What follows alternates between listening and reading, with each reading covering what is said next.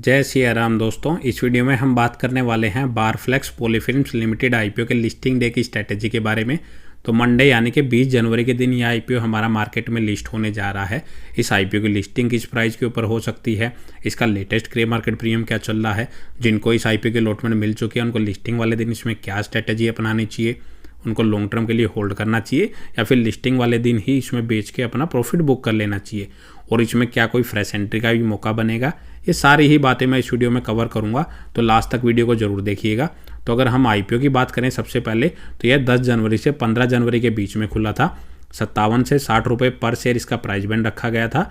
एक लॉट में कंपनी यहाँ पे 2000 शेयर ऑफर कर रही है, और टोटल इशू साइज कंपनी लगभग 40 करोड़ का लेके आई थी, जिसमें लगभग 12.5 करोड़ फ्रेश इशू के जरिए और 27 करोड़ ऑफर फॉर सेल के जरिए यहाँ पे अपना हिस्सा बेच रही थी। और 16 जनवरी के दिन इसके अलॉटमेंट का स्टेटस आ चुका है, और मंडे यानी 20 जनवरी के दिन यह आईपीओ हमारा मार्केट में लिस्ट होने जा रहा है।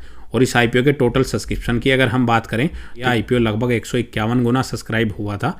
रिटेल कैटेगरी में लगभग 99 गुना, एनआई कैटेगरी में 373 गुना और क्यूआई कैटेगरी में 78 गुना सब्सक्राइब हुआ था। तो ठीक ठाक ही रिस्पॉन्स इतना देखने को मिला था एज कम्पेयर टू अगर हम अदर एसएमई आईपीओ देखें, तो इसमें इतना कोई नॉर्मल सब्सक्रिप्शन भी नहीं हुआ था। नॉर्मल से कम ही देखने को मिला था, क्योंकि उनमें जो सब्सक्रिप्शन होता है वो 300-400 गुना नॉर्मल सब्सक्रिप्शन होता है एसएमई आईपीओ में। और आज के दिन इसका अगर हम latest grey market premium check करें, तो इसका जो ग्रे मार्केट प्रीमियम है वो हमें 15 रुपये के आसपास चलता हुआ नजर आ रहा है, जो कि 25% के आसपास फिलहाल चल रहा है। एक लॉट में कंपनी आपको 2000 शेयर ऑफर कर रही है, 15 रुपये इसका ग्रे मार्केट प्रीमियम चल रहा है।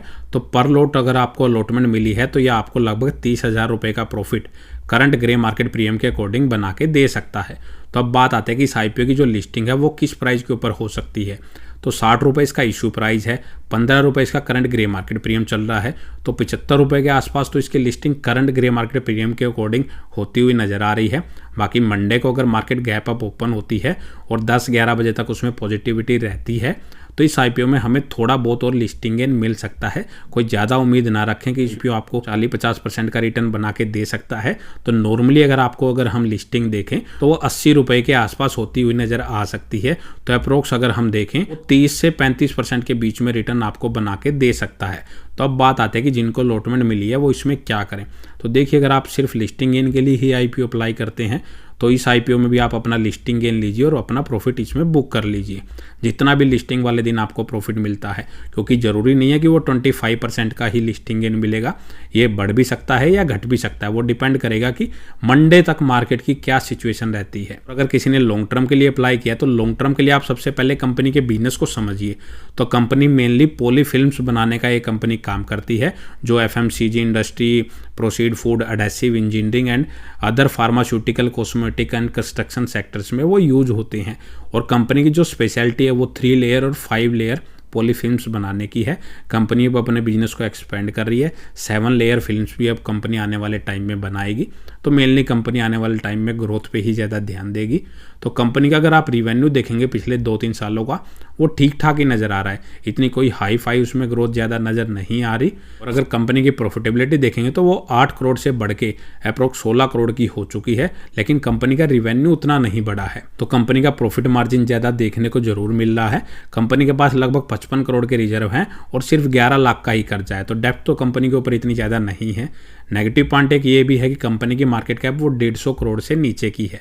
और वैल्यूएशन वाइज अगर हम देखें तो कंपनी ने 8 के मल्टीपल पी पे अपने आईपीओ को लेके आई है, तो वैल्यूएशन भी रीजनेबल लग रही है।